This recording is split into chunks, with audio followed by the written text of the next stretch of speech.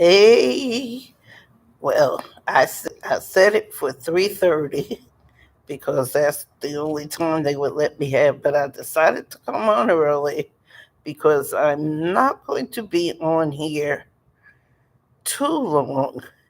But I saw a video of attorney Augustus C. Corbett Esquire, who's also a pastor, and he was saying, talking about Donald Trump dismantling the Department of Education.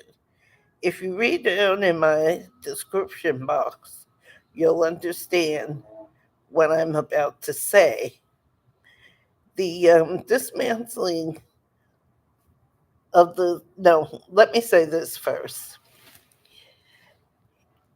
Throughout our history, throughout Black history in this country, every time Black people as a whole, as a race, get ahead, they always seem to have a way of taking it away from us.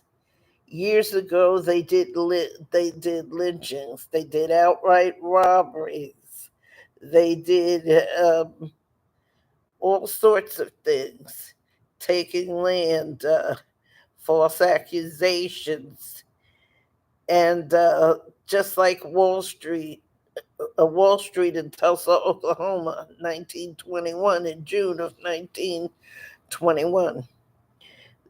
Blacks were prosperous, had their own, their own businesses, their own little town, their own little bank, everything everybody else had. And white people couldn't understand. The poor whites could not understand. It's the same thing now, only it's different. Black people, Black Americans, in this day and age are living better. We've become a part of the middle class. We live in nice houses. We drive nice cars. Our children are educated. More Black women have gone to college than at any other time in history. And for that, they can't seem to accept it. So they come after us. First, the Trump administration did with DEI.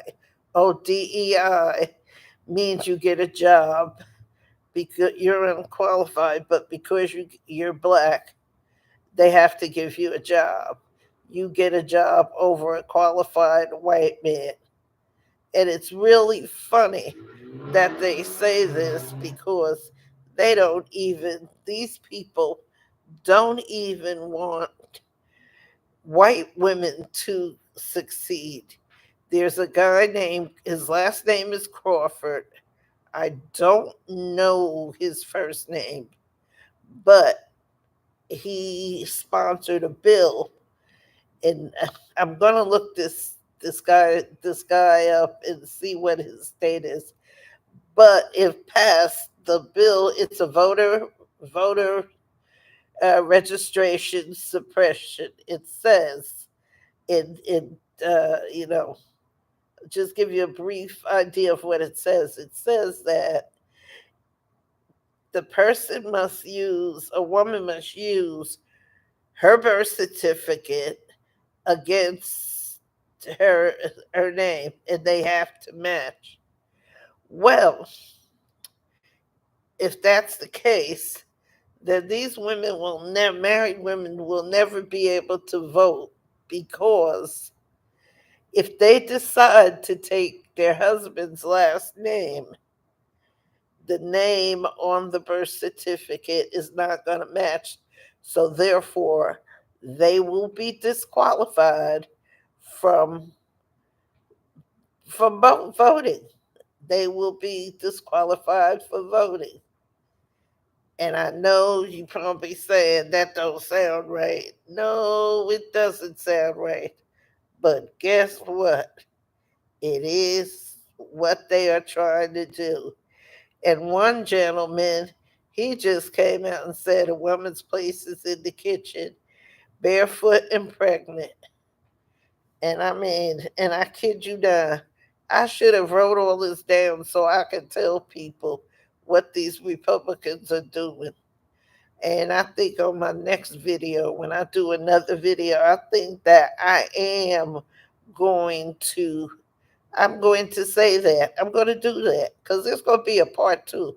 It's going to be a couple of parts to this one, and I'll be more organized. But I had to come on here and say something because I was listening to attorney Augustus C. Corbett, Esquire. He's an attorney and he's a preacher. He's a reverend, and he's part of the Defiant Lawyers. It's himself and his daughter Chloe, and he also uh, attorney uh, attorney Corbett has a book, and it's on Amazon. If you go to his page, which is the Defiant Lawyers, you will see it. And at the beginning of every live video he does, he tells you where you can get the book. You can buy the book from Amazon and other bookstores. But anyway, he tells about how the school systems fail young black men and how you can do it, how you can, work with your child to give up. Now they're even coming after women because black women, on a whole, are the most educated women in the United States. This is why they refer to Jasmine Crockett as a DEI person, although she has Juris Doctorates in law, different things. They're trying to put a wedge in between Jasmine Crockett and Black America, like they did with Kamala, but it's not going to work. It's not going to work because Jasmine Crockett went to a day school, a country day school, which is a private school. She went there, and it was 3,500 a year, and she went to a college that was 55,000 a year. So some some white people say she's hood, and now they're not saying that anymore. They're saying she's not a part of the hood. She's not a part of Black America. They want us to separate from her the way they did with Kamala Harris, saying she wasn't black, and that stuck because she wasn't born here. But that's a bunch of bull. And I addressed that in a video a long time ago. I voted for her, but they'll never do that with Jasmine Crockett. A little fact that I don't think they know, that her father was a minister, is a minister, and I think her mother was a teacher. Her mother was something, but I know her father was a teacher. And if they knew anything about Black history, Black churches before they started giving financial aid to Black students, Black churches, the ladies, missionaries would get in, they would cook and raise money so that uh, black men and women, young men and young women, could go to college. So I'm not saying this is how she went, but she doesn't have to tell anybody her business how they afforded to send her to a school like those types of school. But then there are black people who are willing to sacrifice for their children and put them in the best schools that they can. I did not go to a country day school, but I went to a Catholic school. I was taken out of public school and put into a Catholic school because the learning in my mother felt that the learning, the moral compass, everything was much better in a Catholic school than in a public school. So I understand that, but a lot of people don't know that, and they don't try to stand out. So now there's putting this rumor, oh, she's not one of them, she's not one of you, because she went to a school, uh, a, like an elementary school, that was $35,000 a year. Well, even though her father was a minister, ministers do get paid. They do get paid for this.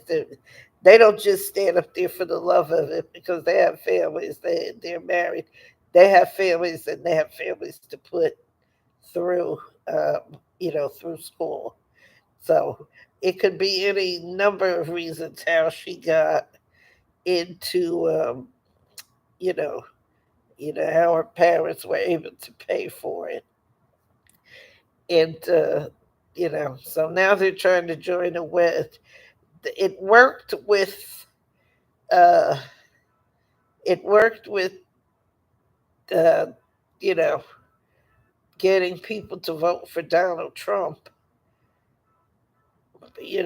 When Harris and Tim Walz were nominated, and people fell for it. They voted for Donald Trump, and now all of us who didn't vote for him are going through this hell. Mitch McConnell is retiring, so he don't he don't give a rat's tail what a rat's behind what he says about Trump now.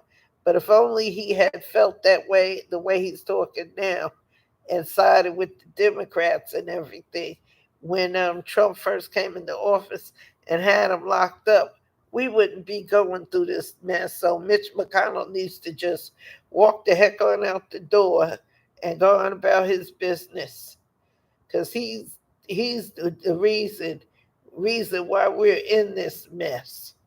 We have to deal with this. Myself and the other ladies and men who didn't vote for this, what we have now in the office here. But okay, that was just a little side thought I had. My purpose on coming here, if you read you read what I wrote into the description box of what my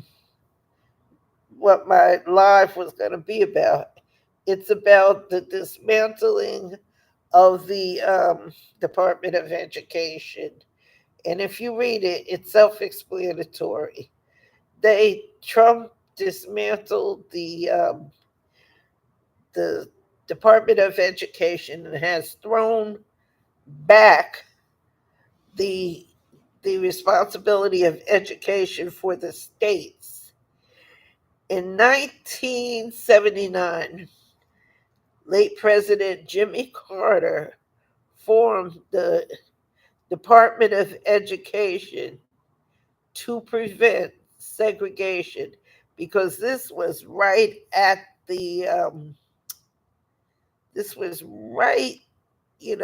right. The Civil Rights Act was kind of new. It wasn't kind of new. It was new, and he wrote about the protections. Oh, I can't think of the name right now. It's called the what it was. The states. Wait, let me see. I'm gonna see if I can find it. I, you know, I see whoever it is. There's somebody looking. I don't know who it is, but anyway, you're welcome to chat if you like. It's protection, some kind of protection, federal protection that goes into states where it's likely that the voter registration will be suppressed. Now, the Supreme Court has basically taken that part of the Civil Rights Act out, and it's it's you know the protections that they have. I'm going to look it up real quick and see what it is. I forget what it's called, but it deals with the federal government coming in and watching states to make sure that they don't discriminate in the voting and the people's voting. But it has been gutted out did away when the Supreme Court did away with parts of the to the Civil Rights Act of 1964. I think it is. It's either 64 or 65. So by him tearing down, by him dismantling the Department of Education, sending the responsibility of the schools to the respective states, the states that have a history of discriminatory practices in education are now free to do as they like. He's opening up uh, the resegregation of schools, and basically, they're trying to resegregate America. If that's what it's all leading up to, it's the resegregation of America. If you look in the description box, I've stated some of it, and I'm going to do another part of it, and the um, I will have the some more to tell you on that matter. But anyway, Attorney Corbett, said that there's nothing we can do about it. Oh, yes, there is. There's something we can do about it. First of all, as parents, we have got to now, we have got to take more time with our children and grandchildren and start them at home because there may not be any nursery schools now, but they have books. If you see the little the book that I have, it's a book. It's for young children, and the ages for that is 3 to 5. And I don't know whether a lot of people understand or know that kindergarten is not the kindergarten that we went to. Kindergarten Kindergartners now have to know how to count from 1 to 100. They have to know their primary colors. They have to know their ABCs. And it's not just to stand there and like a babysit, you sit in a circle and the teacher, I forgot what my teacher did, but I remember sitting there in a circle on the floor, and it's not the same. So you got to start your kids early. You can do preschool.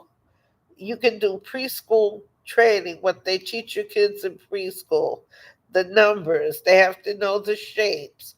They have to know the primary colors, and and and to get out, they have to come knowing the primary colors. And to go to first grade, they must also know the primary colors and the I forget the name they call it, but the other, like your pink, orange, pink, different colors like that. They've got to know that. So kindergarten is not the kindergarten of old. It's the kindergarten where your children have to learn. They have to know primary colors, which are your yellow, purple, green, black, orange, and red. And then they have to know their secondary colors, which are colors like gray, pink, uh, burnt orange, whatever colors they are, because they might have changed the colors. Because I heard there's some colors that were taken out of the Crayola box. It's been so long, I don't know what color it is, but they have to know that. They have to begin to know their name, They have to know their address. They have to know their phone number. So, and this is especially for the younger parents because we have much younger parents than we had before. They need to learn to sit down with their kids and take that iPad away because this is serious. They are trying, the white supremacists who are in the White House and in this country, they are trying to destroy the black race. Take those iPads away from the kids and sit with them, especially the ones who are getting ready to go to school. They need to know their shapes, the circle, square, rectangle, and triangle. So these are all the things they have to know. And they have Scholastic has workbooks that will teach the children that. But the parents have to be willing to work with the children. The teachers are going to have even less resources to teach your children with. Even e- even even so, more so, um, because now they have limited resources, and it's going to get worse. The resources, they're going to have even less resources with a lot of these states. So, it's best if parents get. So I'm going to come back with um, with some of the books I've found. I've seen some, and I have a video uh, put out on my shorts on my YouTube channel. On my shorts, you'll see it. I'm in a store and it's showing the books. You can, if you click on that, my YouTube page is things worth knowing, and my handle is at big girl BIGGIRL underscore 72. But if you look for things what knowing, you will find me, and like and subscribe to it, and you will see the video I'm talking about with the books. I'm going to discuss that. I'm going to get one book at a time and discuss that and show you how you can help your children before they get to school, because the teachers, and if they do it by the state, and they're not going to get any federal funding unless by a stroke of luck we get rid of Donald Trump and get rid of all these MAGA nuts. And I'm not sure, wherever there's a special election, we should start voting. I myself included, because I've never voted in a midterm election, but I'm going to start now because this is where all the problems are coming in, because people didn't vote. But whatever election year is, people need to come out and vote so this never ever happens again. When you don't vote, this is what you get. Donald Trump, the king of liars, the when he opens his mouth to say something, he's telling a lie. He tricked a lot of people into voting for him. He told them what he was going to do, and nobody said he was going to do it. And guess what? He's doing it, and he's even worse than everybody thought he was. But anyway, there's no need to crying over that because we can't get we there's nothing we can do now. But we can what we can do, we can learn from our mistakes and move on and do not repeat it again. That's what we could do. That's the only thing we could do now. So it's crazy, but that's the only thing we can do now. But anyway, I have books and stuff that I'm going to present. I'm going to present the books and stuff. When I get the books, I'll be back on, and I will speak on it. And anybody who would like to join with me, we could you can join with me and we can discuss it. And if you have any questions, if I can answer them, I will. And if I can't answer them, I will try to help you find somebody who can help you. But we need to get our children away from all of these technology. And technology is not bad because I love it myself. But we're at a critical time with our children. We're at a very critical time with our children because they've dismantled the Department of Education. They're trying to send us back to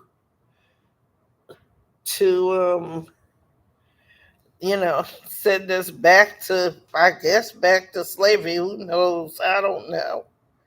Back to a time when blacks went to their own school. And actually, people think I'm crazy when I say this, but actually, I think when the schools were segregated, they were better because the students were more eager to learn and the teachers really taught.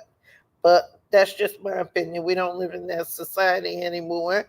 And why should we go back to it when everything was working out fine? Do you know that there's a memo going around now where they're trying to say that Jasmine Crockett is not connected to Black America because she went to a day school, which is not, excuse me, which is nothing but an elementary school, and it costs $3,500 a year to go, or 3,500 a month. I don't know what they're saying, but anyway, it $3,500 a year or 35 something they saying, but anyway, they're trying to say she's not. And I'm saying this because Jasmine Crockett is an educated woman. They're saying she only got to Congress because she was black. She was a DEI. She was placed in there because she was DEI. No, she wasn't placed. You can't, nobody can place you in Congress. They have to vote you in. That's another thing. If you have older children in your house, get a civics book and teach them the workings of the government. When I was in school, that's what they taught us. My first day in history class, when I went to school, I was given a civics book, which is a book that explains the working of of the government. The president, a lot of people don't know this. I found that a lot of people didn't realize this until the 24 election. The president has really no power. He's a figurehead. He can sign it. If he likes the law, he can sign it into law. Kamala Harris, VP Harris, had no powers. She was like a secretary. The VP, the vice president, is like a secretary to the president. The uh, the the Senate, it's the executive, which is the president. I'm tongue tied, but the judicial department, they enforce the laws, and the House and the Congress makes the laws, and it's up to the president to sign the law. If he thinks it's a good law, he'll sign it. But the vice president has no power, be it male or female. They are like the secretary. They perform uh, they perform these duties. If the president is sick and unable to go to a meeting, the vice president will go for him or her. Okay, but they don't have power. The power is given to them from the House and from the Senate. And that's what a lot of people did not understand with Kamala. Then they pulled the race card out. Oh, she's not black. Well, Jasmine Crockett is black. She dances. She cusses. She smiles. I mean, she does everything we do. But she went. But that doesn't mean she isn't educated. That doesn't mean people in the hood aren't educated. I'm saying this because the Republicans are trying to pull us apart. They're dismantling the educational component of our lives. But, they're doing that. They took away the DEI. If you have DEI, they're threatening people who don't fall for it. There are a lot of stores that haven't fell for it under the pressure of it. Costco's, the young guy who's running Costco, he's not falling for it. And there's other stores, I forget the name of them, but I'm going to come back with all this stuff. I'm going away next week, so I probably won't be in. I'll have some I have some material for you. I mean, I'll have some content for you because I'm going to a ceremony and I'll be on the Gulf of Mexico and I'll be in Alabama. So I want to go to the Civil Rights Museum in I think it's in Birmingham, Alabama. So while I'm there, I want to go. So I'll have that kind of commentary for everybody. I'm kind of looking forward to it. So there's a lot I want to do, and I'm going to start doing it. But anyway, I didn't mean to take this long. But people, young people, young people with children, take those iPads away from your children. At least spend at least an hour a day, at night. Spend an hour of time with homework. And if you have toddlers at home, get them things and start them with knowing what a square is, what a circle is, the color red. Okay, lay the, what is it? Red, brown, blue, purple, orange, and yellow. It's six primary colors. Lay those there. How you can do it is tell teach them the colors, show them the color. This is the red, this is the brown, this is the orange. Just get them into that. Then with the squares, you'll have squares, triangle, and rectangle. I think it is. I think that's what it is. I haven't done it in so long, but anyway, you just put a paper with those and tell them to color the circle yellow. See if they can pick it, associate it, and they color it. Because that's what they're going to do when they go to kindergarten. Because now you have to pass kindergarten. Everybody used to get a free pass when I was going to school. Everybody got a free pass, whether they knew anything or not. They got a free pass to to first grade. But now they don't do that no more.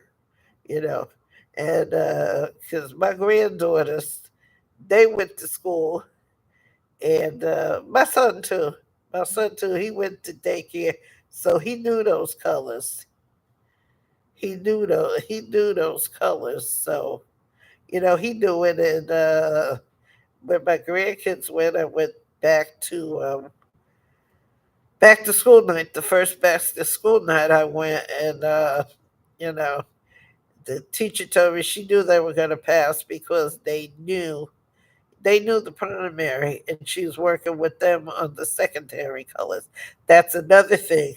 The teachers are not going to be able to work one on one with the students now because I'm sure they're not going to have any money for the teacher aides that they used to have in the lower classes, where the children who didn't know, who they really had to work with, they were given the one on one treatment, and the aide, would work with the other children. So we'll see how things are. With that, I'm going to end this live, and I hope I made sense to a lot of people, but if you read the bottom in the description box, you'll understand what I'm saying. Everybody have a good evening.